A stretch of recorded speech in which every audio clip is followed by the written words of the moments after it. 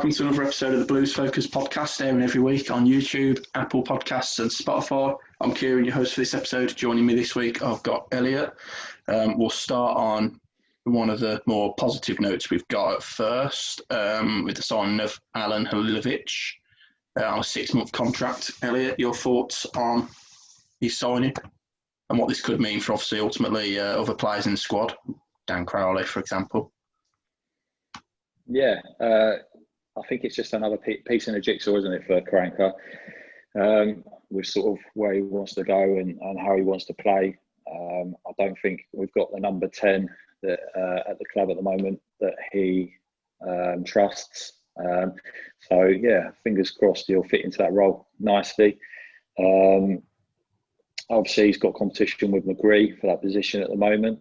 But obviously, he's only on loan, so hopefully Halilovic, or however you pronounce it, will be sort of at the club, or hopefully the next 6 months will be successful and he'll be at the club a lot longer. Yeah, I mean, obviously a lot of people in questioning the 6-month contract, really. It's the same with Terrell. We signed him on a 1-year deal. It's obviously he's in with a point to prove. You find your love for football again at our club, I suppose, if you wouldn't. And who knows what can happen after that. But, I mean, one of the questions that we was asked previously, I'll just find it here, was obviously, why doesn't Karanka like Dan Crowley, really? I mean, is it a case of he doesn't trust him? Is it his workload? Does he not put a shift in training? Do you think this spells the end for him, in a sense, if Halilovic can do the business? I don't think it spells the end for Crowley. I think Terrell was probably just a short-term fix with the 1 year. I don't think Riley McGree will be here after the season finishes up. So I think Crowley will be the competition for that position still. Let's be honest, Crowley's output isn't fantastic. He's come from a league in Holland, same as Halilovic. He's come from playing with Heerenveen. You do get a lot of space, a lot of time on the ball. In the Championship, you don't get that. You don't get that luxury. And, even players like San Jose is, finding that out, coming from La Liga, where it's a little bit more pedestrian, more time on the ball, a little bit more time to pick a pass and do what you want to do with the ball. So you need players with a little bit more quicker thinking. One thing I have noticed with Crowley, although he's technically a good player, he doesn't release the pass quick enough at times. He doesn't find his teammates. I often find that he does give the ball away at times. And that's not the sort of thing you want in the Championship. You need players that are going to retain the ball. And as we found like last night against Luton and other games so far this season, we're not keeping hold of the ball. And that is something that needs to be rectified. Yeah, I think this, like you say, obviously the Championship, it's a lot more, there's a lot more about higher pressing, more intensity in the game, isn't there, really? And I suppose this, in a way, will show us what Halilovic is all about. Because, like you say, he's been in every league so far. He's played in, whether it be La Liga, Serie A, the with Heerenveen in Holland last season, and obviously he's all what everyone's always talked about. What a talent he is. Obviously now it's about time that he starts to really put that on show. If the Championship could be what makes him the player he's just set to become in many aspects, I suppose. You think, obviously, like you say, Crowley, maybe he doesn't release the pass as much, as there's not much end product. Be a nice player to watch, don't get me wrong, but is it a case of, like you say, he can't handle the pace of it. He came from Holland also, didn't he? And he was used to a slower game, and he really hasn't picked up with where we need him to be. And obviously, I think there is the fact that maybe Karanka sees what goes on in the training ground as well. But do you think there's something Karanka's noticed in his game? He just can't adapt to the style of play that Karanka wants. There's got to be something, hasn't there, with Crowley? because usually you'd think that he's a shoo-in, especially if you can't decide on your best 11 and he still can't get into an 11. Yeah, it's a difficult one. Obviously, we don't see what happens on the training ground, and he's obviously not. He's obviously doing the right things on the training ground, because he wouldn't be making the bench. He made the squad last night, so he didn't make it onto the pitch. But I think at the moment, and we said this off air before we came on, I think in terms of the players that Karanka's picking for the first team and the starting 11s, I think he is testing them a little bit. Seeing which players that he can actually rely on in terms of sort of physicality and then defending against sides. We know that Terrell offers a little bit more physicality in that position if he does bring him into midfield, so he's probably slightly ahead. I think Karanka at the moment would prefer players that are going to come in, put a foot in, put a shift in as well. Are physically more adept to the Championship. I'm not sure Crowley's just yet there right now. Yeah, talking of players putting a shift in, obviously we'll move on to our first game to discuss in this episode, which is the very enthralling 0-0 draw away at home to Coventry. I'm certain that we'll beat them at our own place, but little dad joke there, by the way. Jukovic again really put a shift in against Coventry. Just lacked that goal to his name, which he probably should have had come the 90 minutes. But it raises the debate of what do we do in terms of a striker? Do we dip into the free transfer market still? People still seem to be under the illusion, by the way, that we're getting Alexander Pato. What's it been, a month and a half now since we was linked, and pretty sure it would have happened by now. But thoughts on that game, first of all, and then your thoughts on Jukovic up front and Hogan, the debate that continues to go on. That's a really difficult one. Well, thoughts on the game. The positives and pleasing things to see. We're obviously limiting size to chances, well, at home anyway. We limited Coventry to very little in that game, and they can be a side that can, they like to get the ball down, they like to pass it, they like to open sides up, keep the ball on the deck, and they didn't really get a lot of joy against us, which was good to see. And we had the chances to win it in the end. Jukovic had 2 or 3 opportunities. On another day, we could have put one away, and we'd have been looking at a 1-0 win, and things would have looked a little bit better. But unfortunately, it didn't quite go our way on the night. But it did particularly worry me, that performance. Don't get me wrong, we're not exactly playing open, expansive, enjoyable to watch, entertaining football right now. But after shipping 3 goals to Bournemouth, a couple of goals to Wickham, stupidly. It was nice to see us, limit aside to basically, what was it, 1 chance in the end. I think they had in the second half. They had 1 chance for on goal. Etheridge blocked it, and that was it, really. Yeah, Etheridge is, obviously we'll discuss a bit more about Etheridge when we touch on last night's game. But yeah, you compare that again. We draw comparisons to Pep Catet's reign, if you will, last season. Obviously played Coventry home and away in the cup, and we were fortunate to get anything out of that tie. We should have been out of it after the first game, let alone get the replay and what have you. But if you compare it to this season under Karanka, on a whole new squad of players, really, but you see the differences, don't you, again, in the way we approached the game, the way we managed it in the 90 minutes. I think we looked fairly solid defensively. Again, it's just a case of we just lack that finishing touch, that little spark to make something happen when you're watching it thinking nothing's going to happen.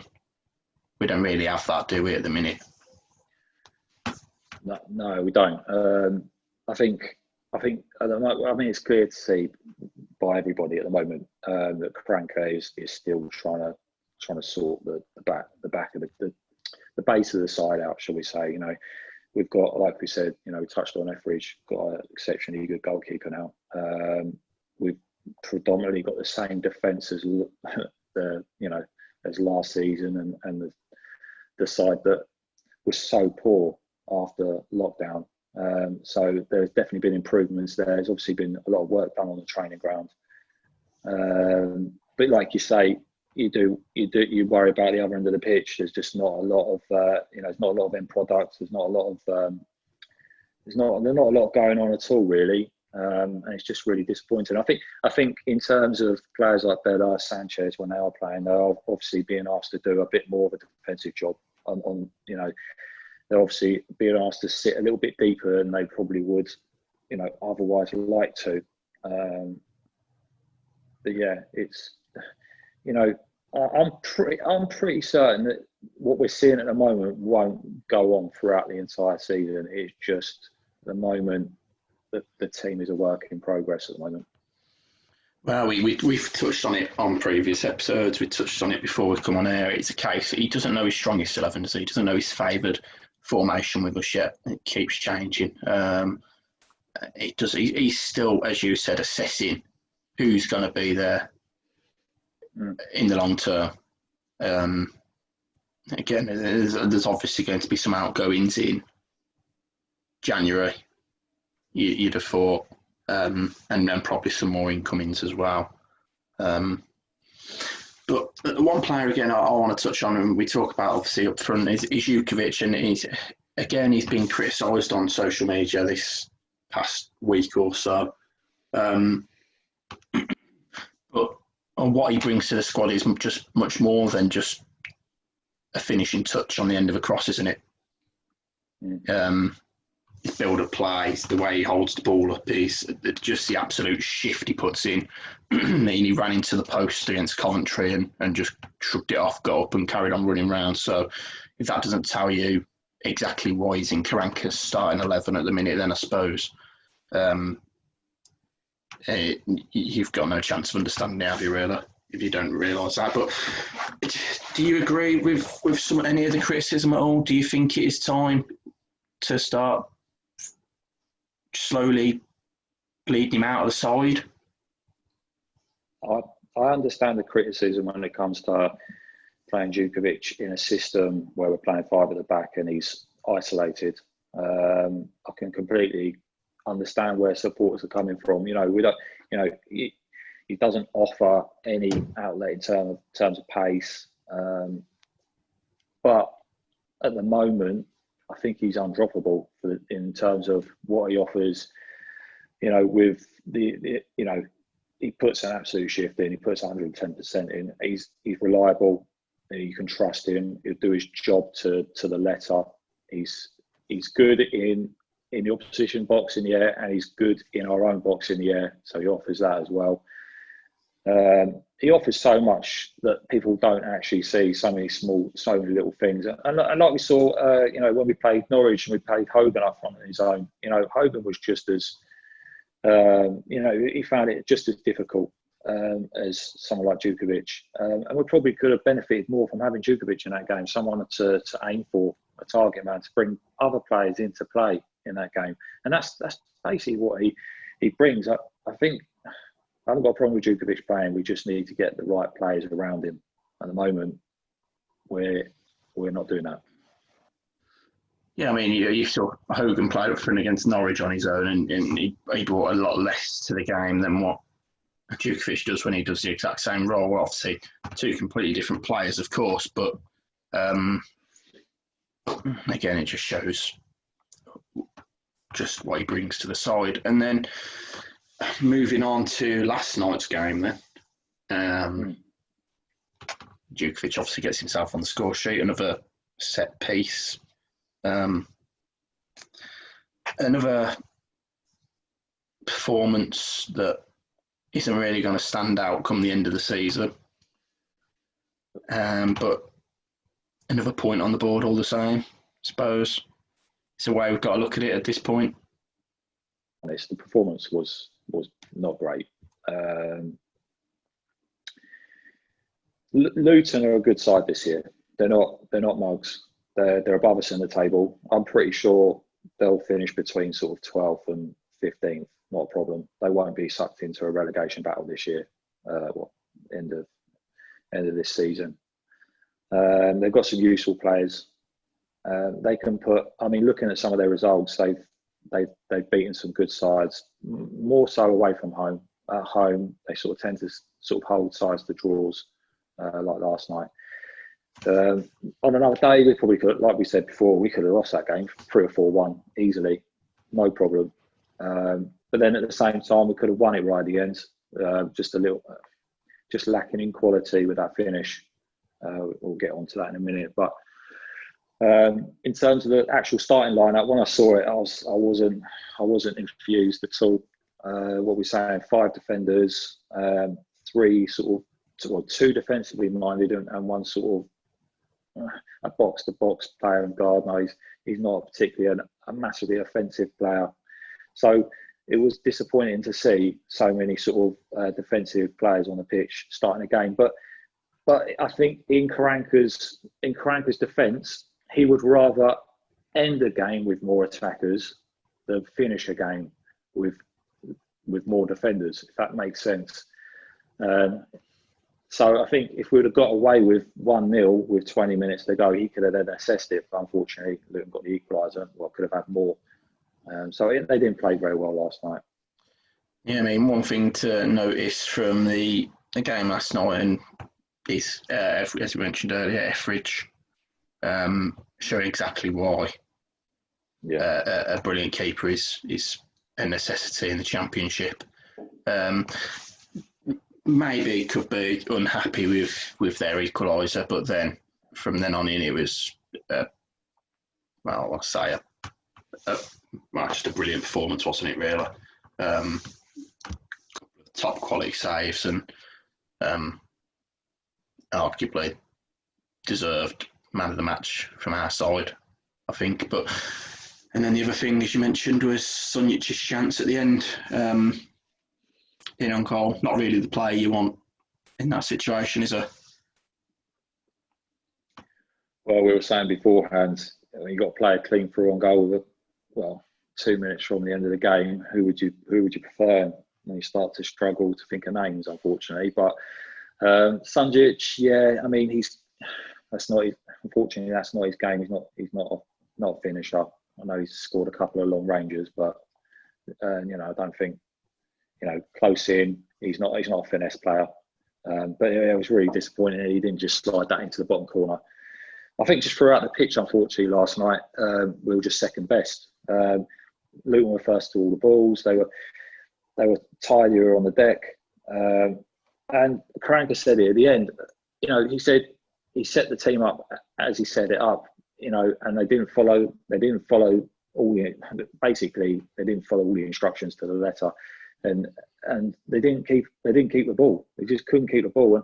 And this is professional footballers we're talking about. If you can't do the basics, you can't regain possession and keep a football, you are going to struggle.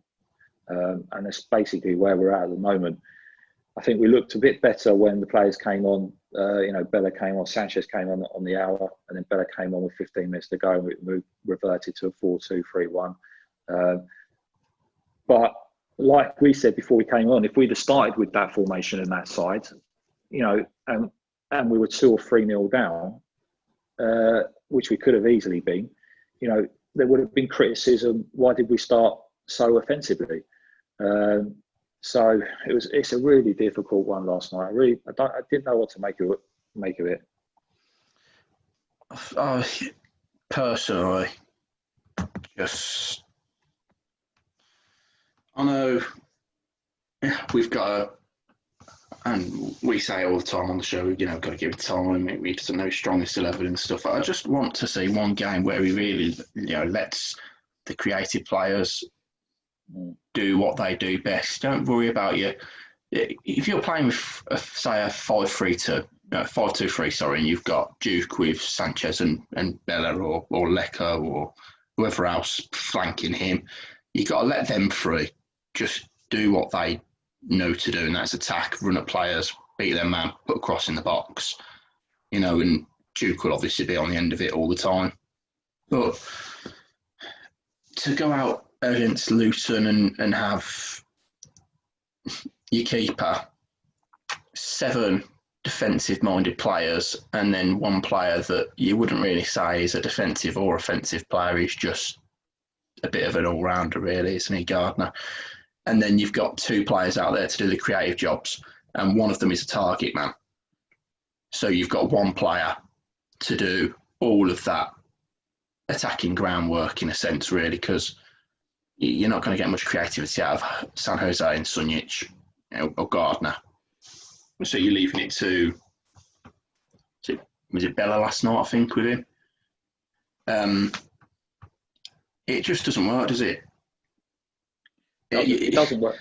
It doesn't work. Like you say, when I saw Gary Gardner on the team sheet, I thought 5 at the back, fair enough. Okay, we're away from home, Luton. They're scoring goals. I know it's Luton, but you've got to be respectful. They're having a good season.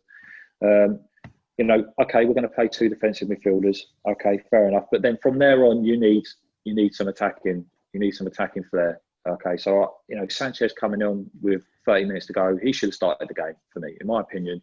I don't think Gary Gardner should have been starting that game. I don't think Gary Gardner should be starting in midfield unless we're playing 4 at the back. If we're playing 5 at the back, he shouldn't be playing unless we've got a suspension or an injury to San Jose or Sunjic.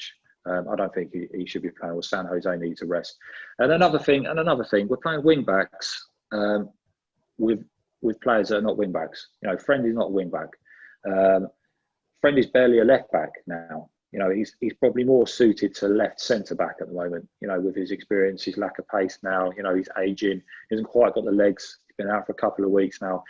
Playing him as a left wing back is a little bit worrying for me. And Colin, again, we've said it last couple of seasons. He does struggle sometimes positionally. He does get caught out. I don't think his best position is a right wing back. I think his best position is right back, and to be more conservative. Getting him up the pitch is the worst thing that we can be doing. And I understand that, I don't know what the situation is with Pedersen. Obviously, he's not fancying him at the moment, although he might find himself back in the side at Saturday. But, last night, I just don't think we've got the personnel, and I think you'll agree with me, to play 5 at the back at the moment. It's got to be a straight 4 at the back. If he wants to play a bit more defensively, he can play the 3 defensive midfielders across the front of the back 4, and then play 2 wider players that can come back into a bank of 5. If he wants to play defensively. But no, I'm not keen on this 3 at the back with wing backs. You can take that right back to the time when we appointed Zola, and the idea was 5 at the back, and we signed players to play 5 at the back. Yeah. Keita, Ensue at right wing back, and we still couldn't play 5 at the back. Yeah. Because it just, for whatever reason, it does not seem to suit us. It's never worked for us. We haven't got the capabilities in the squad, and quite frankly, Karanka hasn't signed players to facilitate 5 at the back either. And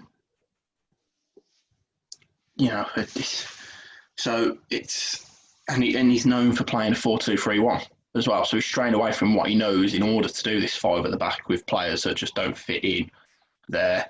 Like you say, Colin, he wanders off whenever he wants. So is he best off in a back 4 or a back 5? Debatable for either at the minute, really. I like Colin, don't get me wrong, but if you're setting up to be defensively solid in every game, and as you said earlier, you're tasking them, right, go out there and keep a clean sheet, that's your job for the day. And you've got Colin up in no man's land, and we're being counted on. He's no help, is he? But then your other option, Dacres Cogley, he's a week in, week out championship right back. I don't think he is at this moment in time. He has the odd good game. He's fantastic against Preston, was it, if I remember rightly? That's that. Left side, Pedersen. I don't really know what Pedersen's best position is. I think he's got all the makings of a solid, a bit like George Friend, a solid left-sided centre-back, and could arguably do that in a free. But you put him on that left side, he just, again, he's like Colin, he either gets caught forward or he's, out of position. He's a bit clumsy in that sense. And he just hasn't got the pace if we get counted on again. I still don't like the thought of Roberts being in from the start. I think he just injects panic with whoever he's playing with, although he has come on leaps and bounds, as has Harley Dean since last season. But all in all, I look at that defence, whether it's a 4 or a 5, and I think I don't really have, with the exception of Etheridge and Clark Salter, I don't have going to a game with confidence that we're going to keep a clean sheet, not even under Karanka. Luton should have had 4 or 5 last night, realistically. They had the chances. We can't be hard done by the fact that Sunjic missed that chance at the end. We shouldn't have been in the game at that point. We've got Etheridge to thank for that. So it's obvious that it's still a work in progress, and it is still a building job for Karanka, and it will be for a couple of windows still yet. But I just want to see the obvious work that he's putting on the training ground finally come into the forefront in games, because I still think we look defensively very shaky. 5 isn't the way to go for me. I think we're both agreed on that. I think a lot of supporters will agree with us on that as well, that 5 at the back doesn't work with the personnel that we have in the squad. So, if you're going to play 5 at the back, you need 2 wing backs that can get up and down the pitch very quickly. And we don't have that. So we're best suited to playing 4 at the back. If you want to go defensive, you can play 3 defensive midfielders and then 2, like I said earlier, two wingers in Sanchez and Bella to sit a bit deeper, unfortunately, to provide that 5 in front of the defence. The other thing I think as well, when you look at 5 at the back and teams that make it work, or players that can make that sort of thing work. I mean, yeah, it's easy to say that the world's best and ideal pair of wing backs is obviously Robertson and Alexander-Arnold at Liverpool. Now, obviously, we're dreaming if we think a player of that quality will be at Blues in our lifetime. But you look at what they bring to the side. Defensively, Robertson's very solid. Trent can get caught out at times. But you look at the end product they bring, the sheer number of assist chances they create, their ability on the ball, the pace, the positioning, it's all there. All the makings of some of the world's best fullbacks or wing-backs.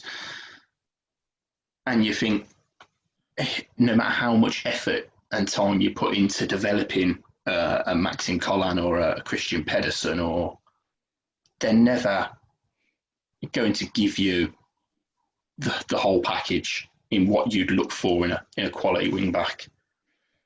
I don't want to compare the two of them, obviously. Look, Pedersen and Robertson, for example, there's no debate that Pedersen's obviously the better player. But, they're the prime example as what you'd want from a modern-day wing-back. And, of course, but Pedersen hasn't got an end product. I don't think I've ever... When was the last time? I think the last really decent quality crossing I've seen from one of our fullbacks was probably from Seddon last season for Pedersen's goal on the opening day, and even that I think was a bit of a mishit. The best delivery I saw last season was Seddon's when he set up Jimenez. It was one of the best through balls I think I've ever seen. It was incredible. What a great ball! He'd be a great little player for the club. When he comes back from his loan, and we've said it earlier that this isn't going to be a season, but next season could be his real breakthrough season with the club. Fingers crossed. But just what you were alluding to earlier with players like Alexander-Arnold. Alexander-Arnold's not a defender. Alexander-Arnold just plays a right back. But I tell you, what makes these players good is the players around them as well, and the unit that Liverpool are. When Alexander-Arnold goes up the pitch, he's got Henderson, he's got Thiago, He's got, I'm trying to think, Fabinho. They just slot straight into his position, and they do that job, that defensive job, so well. That's why they have so much freedom, Liverpool, when they play. Because they've got so much quality through the middle of their team. And let's go back to the Luton game. Why is he playing 5 at the back? And he alluded to it after the game that they've got a narrow pitch. So, Luton are probably not going to attack down the wings. So they're going to try and play through the middle. So he wanted to probably nullify the space, close out the gaps a little bit more. If he's got 3 centre-backs and he's got 3 defensive midfielders sat in the middle of the park, Luton are going to find it tough. And, as it happened, they scored from the corner. And when, in the second half, when we got a bit more ragged and we changed shape, they did get through the middle and twice Etheridge had to pull off world-class saves. In one of the chances they had, they just one player just ran inwards and just kept running and no real attempt to stop him. Yeah, I think that's what Karanka was worried about. I think that's what Karanka. Let's be honest, and I think a lot of supporters are saying it. Maybe Karanka is trying to be a little bit too clever for his own good at the moment. He is very tactical. Probably analysed Luton and probably thought they play through the middle quite a lot. They don't utilise the width as much. If I don't pack that space out, we could get played through. Had we lost that game last night 3-0, I think the knives would have been out. Yeah, 100%. 100%. Well, the knives are bloody out anyway, according to some people, aren't they? Which brings us nicely then, following on from Luton. So we've started to do a 3-word review. You're laughing. You. I haven't seen it.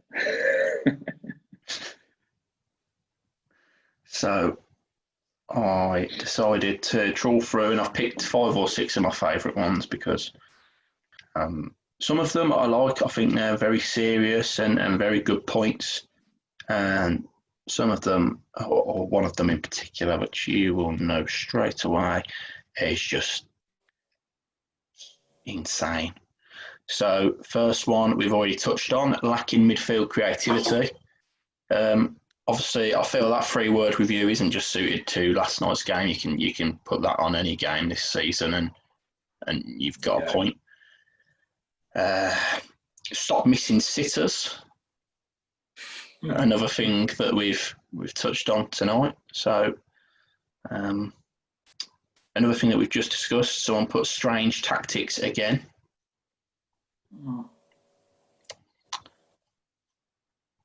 We had someone. Oh, go on. As I say, I think we sort of answered the tactics question. I know that we shouldn't be setting. I know that our supporters don't want to hear that we're setting up to counter, a side like Luton. But if you get in the real world, unfortunately, we were the worst side in the Championship post lockdown. So trying to go there and nullify Luton is pretty much the position we're in at the moment. Someone put not enough progress. Well, I thought you'd like that one. Not enough progress. I mean, it's a difficult one. This season is going to be a work in progress. Fingers crossed we won't end up with any last day drama. If we finish around where we are at the moment, or, sort of top half of the bottom half, shall we say, that will be progress as far as I'm concerned. And then we can look ahead to next season. Final one that I've cherry picked for tonight's 3-word review is I'm going to even shout out the person who's put this because they've really made this worthwhile on last night's game. This was at King's Heath Blues on Twitter, who said in capital letters, so they're obviously very adamant that it's the truth. They put Spanish Steve Cottrell, who, to be honest, I thought we had as manager last season, not this season, for a start. I also believe if it was Spanish Steve Cottrell, we'd be bottom of the league now. Steve Cottrell didn't have a clue, did he? He didn't know tactics. He didn't know. I mean, we laugh and joke. Karanka still don't have his strongest 11. But I think, let's be honest, I think Steve Cotterill took about 30 games to get 15 points, didn't he? So, you know, I don't think it's quite that bad. Don't get me wrong, I'm not, like any supporter at the moment, I'm not enjoying watching this at the moment. It's pretty bad. But, you know, it is what it is at the moment. If it's still the same this time next year, then, yeah, I might be saying the same thing. Another thing that we've done this week is we're doing the shirt giveaway for anyone who predicted the correct results for last night's game. And big announcement about the shirt giveaway. There was no winner, so that rolls over to next episode. So make sure you tweet us at Blues Focus and get your predictions in for the Millwall game. Elliot's gone for a favourable 2-0 defeat. I'm more optimistic, so I'm going with 1-0 to Millwall.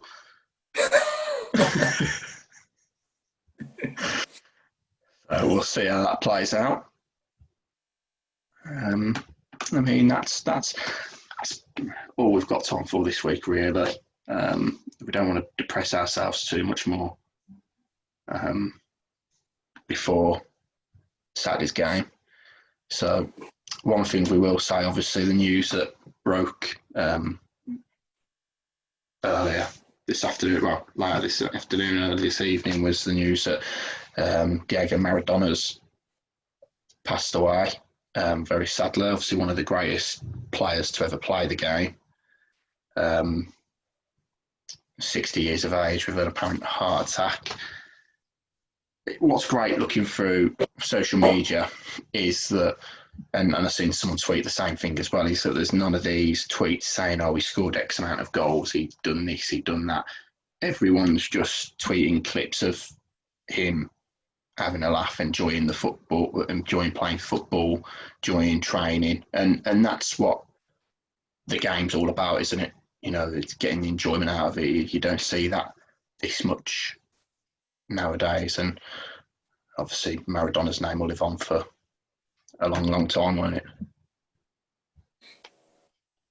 But yeah, end on that, shall we? I think very fitting. So rest in peace, Diego Maradona. That's about all we've got time for tonight as well. Elliot, thank you for joining me on this episode. Get you back on after the Millwall game to see which one of us two wins the shirt. Yeah, until then, if you're watching on YouTube, subscribe to the channel, like the video, get us your questions on the social medias at Blues Focus Pod, and we'll get them in on next week's show.